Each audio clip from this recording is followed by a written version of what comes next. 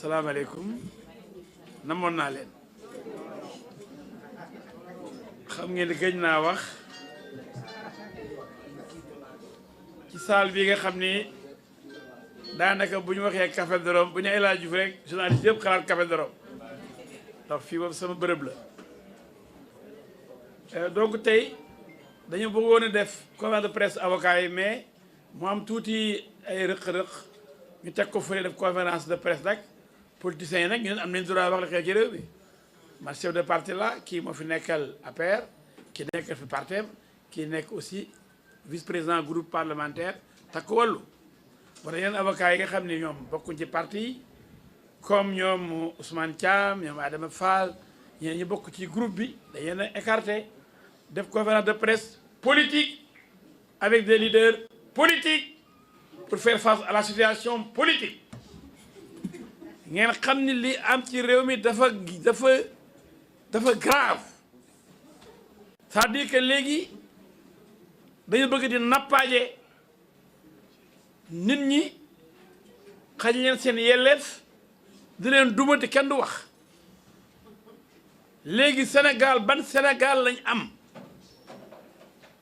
dégg ngeen ni ko suma xarit yu waxee léegi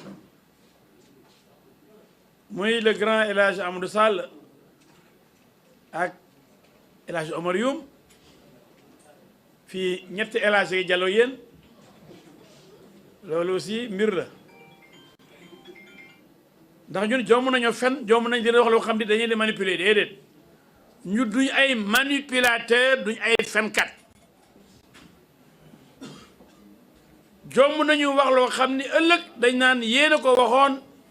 fekk du dëgg d'abord man dama dégg tey ci benn président groupe parlementaire boobu noonu du ma tudd dara muy nax journaliste bi Alaye Ndiogu Diène ci RFM naan ko wéy mu ne ko fortement motivé demande bi motivé parce que wax na li ñu koy topp waaye li ñu koy topp muy motivation mu ne li ñu koy topp ñu ngi laaj dossier bi waaw yow bu dee toppee mu ne juróom-ñaari infraction lañ ko topp na nekk junni ndax noonu moom bu dee sax noonu moo lay sang wala moo lay sëlëm defe naa ni sa karam du ba sa set sa noonu bi taggal la taqal rek tax nga ne journaliste bi li ko teg ni moom la def blanchiment escroquerie nangam loolu daa bëri ñu ne loolu la motivé waa na preuve bi ku yéene sa big di bind kay loolu ne nga bind ñun de li ñuy jàng ñun juriste yi waxuma avocat de juriste fac de droit mooy boo attaqué nit ci yoon yaay génne preuve mais sama gars yi daa mel ni léegi dañ nekk ci clandestinité c'est-à-dire lu ñu dañuy nëbb yow ku dem bay dina malaani kiiraayu doomu aadama député le député est défini comme un digne représentant du peuple sénégalais loolu mooy définition député digne représentant du peuple boo liiree règlement intérieur moo tax ñu jox ko malaan bu joxul sax kenn ci réew mi mais ministre yi amu ko ndax ni ñu falee président noonu lañ falee député yi kon buñ kenn du foyee malaanu kiiraay bi nga xam ni constitution bi moo ko jox député te ñu gis ni nit boo dee ko yow yaa sàcc wala yaa rey nit da nga koy wax kan la rey ak kër kan wala ban bërëb la demee sàcc fa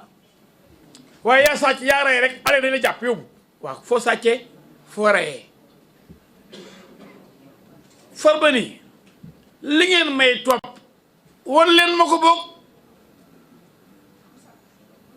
am ñu naan non yeseeguñ ci juge bi moo tax dañ koy nëbb dossier bi kewéru ko ah déet député nga ñemee ñëw song ko dina malaanu kiram ci ay caaxaan yoo xam ne génne woo ay firnde loolu mënul nekk bu ñu laajee dossier mooy lan ngeen am luy teg seen loxo yéen ba tax seen nawle seen moroom na député askan bi tànn ko ngeen war a dindi malaan boobu luy teg seen loxo yéen dara lu may lettre ministre bu di ñu ngi koy topp sàcc escroquerie blanchiment jël na bi mais lan la jël kan la ko jëlal ban bis la fan la nu mu demee mais pour que député yi xool ko ne ah suñu waa ji kat sàcc la firnde yaa ngi nii kon nañ ci lever immunité parlementaire néew ñu ne ñu atte ko El Hadji wax na ko néew ñu ne ñu tëj ko mënuñu ko assemblée loolu du ci buñ tafloo nit ñi mais dafa nekk lu rëy a rëy dindi malaani kiraay du foofu kay député du nangu ñu dindi malaani kiraayam ci ay mali fraude ay caaxaan da ngay teg lu rëy seen kanam ñu xool ko boo tax xam nga ni téeméer ak juróom-benn fukki député mënuñoo xool day yéex yàgg mais bu jëlee fukk ak benn ñu toog di xool affaire bi commission ad hoc pour loolu la pour gis lan lañ teg seen loxo commission bi oo Farba ni ko yow lii lañ la topp kaay tontu ci bopp bu dee tontu nga tontu bu leer boo xam ne wóor nañu liñ la jiiñ ñun gisuñu preuve bi ah ñu ne la ñoo bañ ñoo lànk du jënd benn maanaam kiraay buñ gisee ni liñ la topp jox nañu firnde it yow mënoo ni yeneen firnde contradictoirement wane ni lii ñu ma topp man député dara amu ci ki la topp ministre bi bind lettre indiwul benn firnde bu ànd ak lettre am nga taxaw ne lii defuma ko yëguma tinuma ndax joxuñu ma ay firnde assemblée warul dindi benn malaanu kii la daa war a bañ xam nga lu tax assemblée nationale dafa am indépendance dañuy wax séparation des pouvoirs dafa am exécutif am législatif am judiciaire ministre bi du sax chef judiciaire ministre bi dafa bokk ci jëwriñ yi jël tànn leen ci biir exécutif kon du chefu assemblée amul ordre bu ministre ba la jox assemblée amul ministre bi moomul assemblée duñu ay taalibeem amul fa benn doole kon bu ñëwee lu toll ni toroxal député jënd malaanu kiraayam ñu war ko def war na indi firnde yu wóor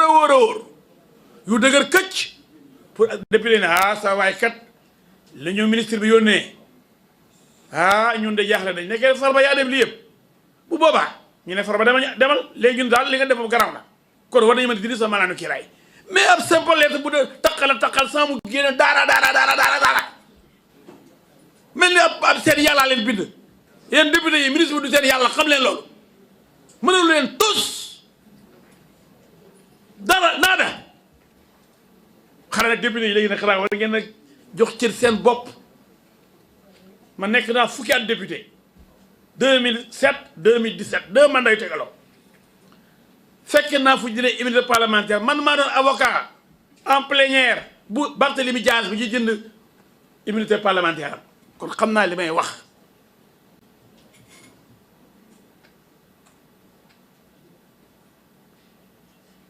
immunité parlementaire mais affaire bi dafa garaw yéen dañu ñëw député de parce que majorité bi sëñ Abdou Aziz Sy waxoon na leen ko de neew ne député yi da ngeen xool li ngeen di voté assemblée lu ngeen fi voté ngeen ko voté waat àlaxira xool leen bu baax sëñ Abdou Aziz daa baax yàlla yokk leeram mu ne député yi li ngeen di voté na ngeen ko xam ni askan bi moo leen tànn ci da ngeen war a seet ñi jëriñu askan bi parce que lu ngeen fi voté ëllëg dañ ko voté waat àlaxira man ne nekk naa député ba jóge fa souvent camp bi ma bokkoon sax léeg-léeg damay voté contre man nekk naa groupe parlementaire bu Doudou Wade 23 juin 2011 d'accord ma ci ticket présidentiel bi ak passage au premier tour ak 25% ma taxaw xeex projet de loi boobu suma grand ministre d'État Cheikh Tidiane Sy indi woon ci biir plénière bi dama opposé wu ñuy xeex di xeex ba ñu retiré loi boobu ñu ne l'homme du 23 juin pourtant boobu mag Doudou Wade mooy sama patron ci groupe parlementaire bi mais ma tax a jël ak ñoom loolu mooy député bul seet li neex président bul seet lu neex keneen seetal liy dëgg te xam ne yàlla du la jëppi ndax yàlla dëgg la bëgg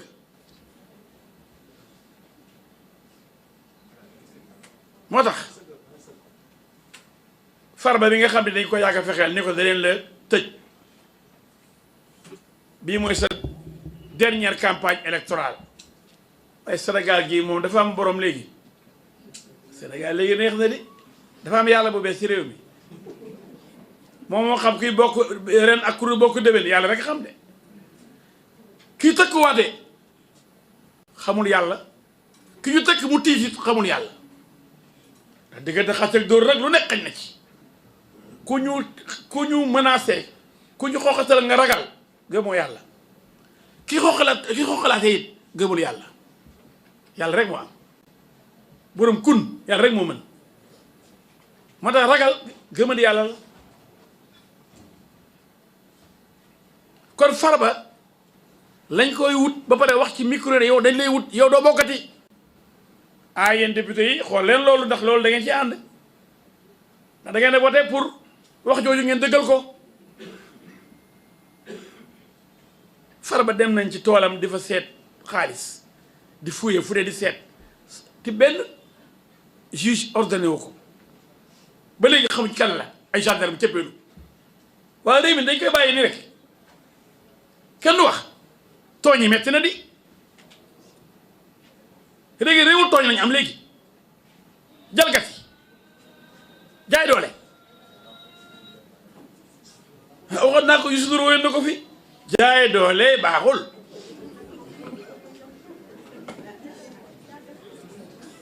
mais fii la Farba toog ñu naan géwél bu am xaalis mu ne mais géwél amul droit am xaalis ba géwél yi meroon nañ ñu sudee géwél milliardaire ci dëkk bi ak liy tekk ci réew bi kan moo doon ñàkkal fayda géwél yi booba aussi mais Farba dañ ko yàgg dañ ko yàgg bañ dañ ko yàgg utal ay pexe pour fagaagal ko kon yéen Sénégal yépp la ñuy waxal xam leen ni Farba moom dañoo jóg pour rey ko c'est-à-dire pour liquider ko politiquement rey ko politiquement du bokkati ndax ñu ne am na xaalis te xaalis booy politique ba pare mu def lu kenn deful nag ñu ne ko tey ngay am lu kenn amul waaye du nekk lu baax dañuy tëj xam nga lu mu def parti ñu dóor ko fépp presque sauf Goudiri kii nga xam ne kii boo gañe Goudiri bu soirée moo duma Pastef duma yu metti mu ngi ni jëmba soirée moo duma Pastef ak Goudiri département bi jël député ba à part loolu de toute la région de Matam Farba gagné bureau de vote yëpp transhumants yi anciens ministres yi maire dëkk yooyu dawal wuti Pastef ñëpp jommi ci seen comportement boobu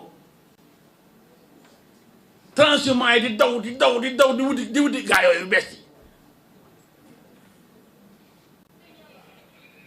Farba malgré ñëpp ñi demoon di daw ministres yi maire yi ci Matam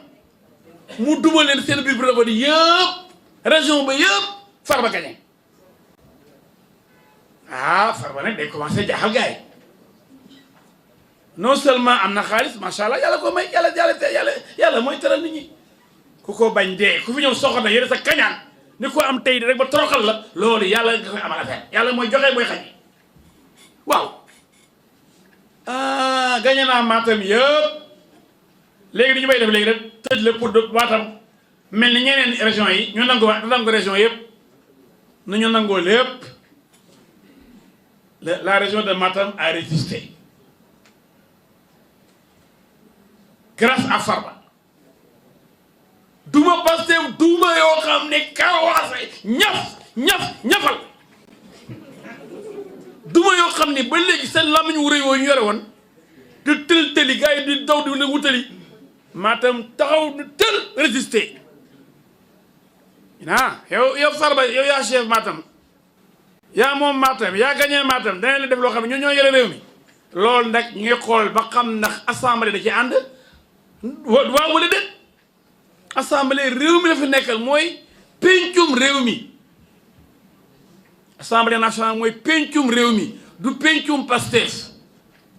mais nag boo nekkee député rek xamoo sa rôle xamoo sa liggéey da ngay foog ni ki la jàppale ba ngay yegg fa moom moo la moom loolu moom c'est la catastrophe député même bu dee la jàpp def la ci liste ba nga jàll nit ñi ñoo la voteel ba ngoon jot 18 heures ñu fermé bureau de vote yi ñu compté nga jàll ñu ne yaa fi nekkal askan bi kon député yi xam leen seen liggéey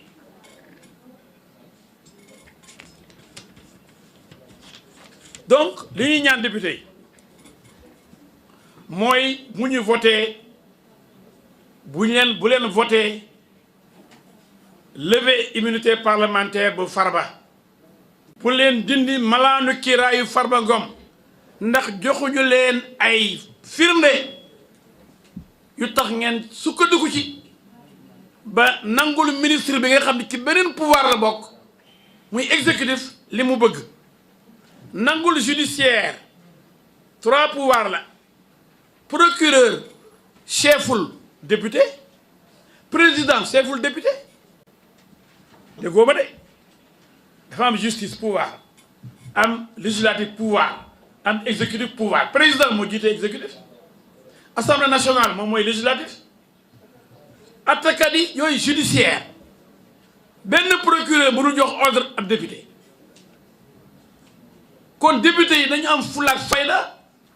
comme ni ko El Hadj Omar waxee parce que benn juge d'instruction ba léegi saisir ñu ko di ko Farba dañ koy topp lii waaye bi ne ne instruction mais du benn juge bu ni dama bëgg man topp Farba lii moo tax ma bëggoon dina ma laa kiiraayam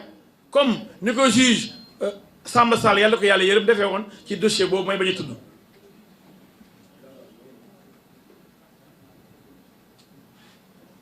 waaw parce que booba dañu soxla woon kenn muy député ñu ne non député la ba dañu koy topp te boobu topp nañ ko ba pare il faut que dina ma laa kiiraayam pour dëggal topp boobu mais Farba kenn topp ko dara parce que la preuve ba léegi waruñu ko sax li ñu koy topp moom xamul lu ñu koy laaj gisul dara ci li ñu koy topp benn juge ne ko dama laa soxla procureur daal moo bind ni am na lii am na lii am na lii ci rapport scientifique donc scientifique boo xam ne masul laaj Farba dara xanaa bala ngay wax nit dangaa def ñaaxum di nga ne ko waaw lii nu mu demee bu paree nga lii kat ñaaxum loola lii kat du dara waaye bind rapport daal di jébbale même rapport est-ce que am na boo amee nan lañ ko bindee ki ko bind fa la ko teg dans renseignement yi mu soxla ndax laaj na ki nga xam ne moom mooy le principal concerné mooy ki nga xam ne moom lañ topp déedéet masuñ scientifique basul wax ak Farba procureur basul wax ak Farba kenn newul Farba lii la ba léegi ñu ngi koy nëbb affaire bi dossier bi lan la waaw kon dañu bëgg tëj Farba ba pare soo koy laaj buy tontu déggoo leen ba de donc buñ toppee levée immunité parlementaire bii mooy dañu oo Farba justice bu ñëw ñu ne ko tëj nii lañ la topp te masul xam liñ ko topp loolu am ci woon yëpp lu masul am dina am Sénégal léegi rek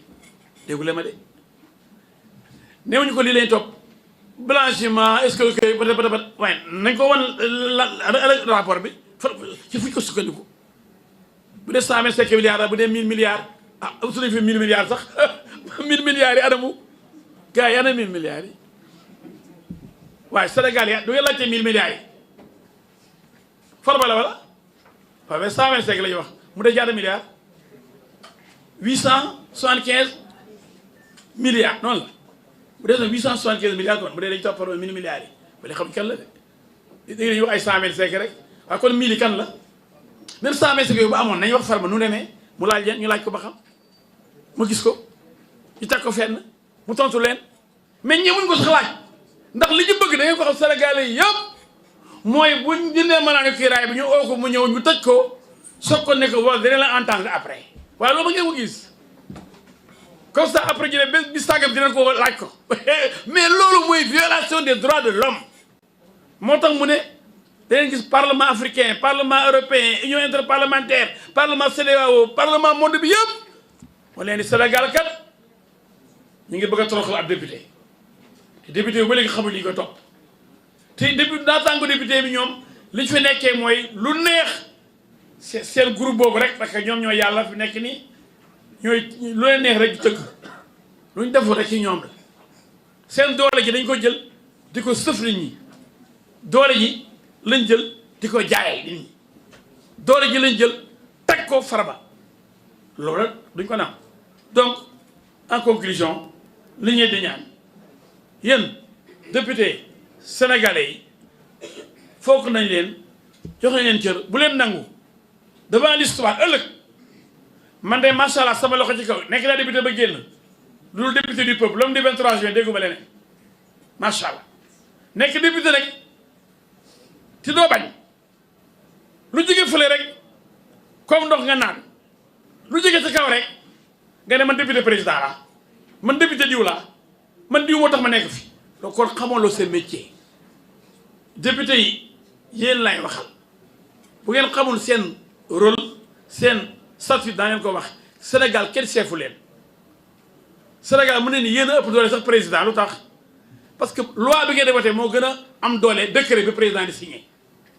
dans la hiérarchie des normes mooy ci doole ñu may ñi jël ay décision doole bi député am président de la république amu ko ndax bu président jëlee décret loi bu jëlee loi moo gën a am doole décret te président bu lu jël loi décret rek mën a jël waaye seen doole jooju bu leen ko ñàkkal fayda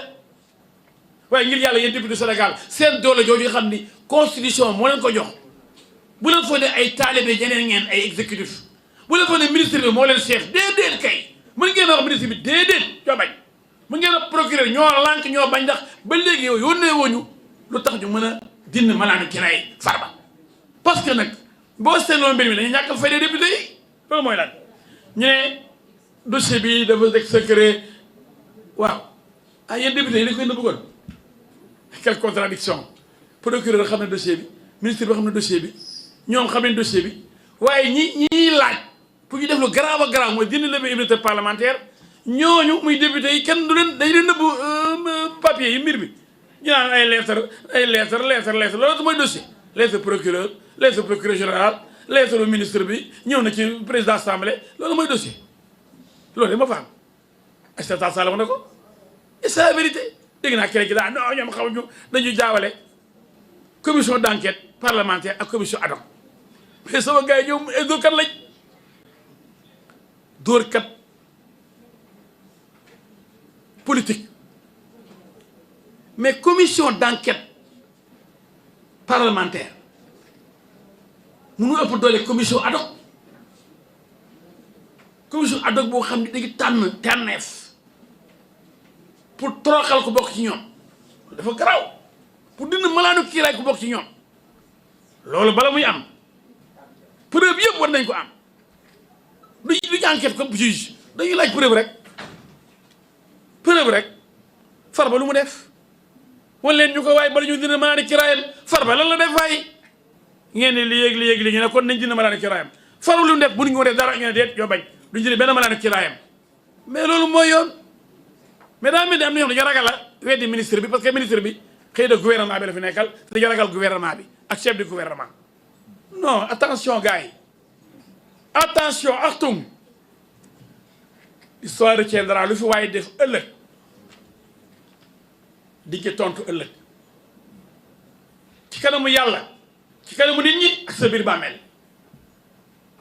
dañ jël sa xel yi nag bañ bëgg yàlla du reyal kenn ay noonam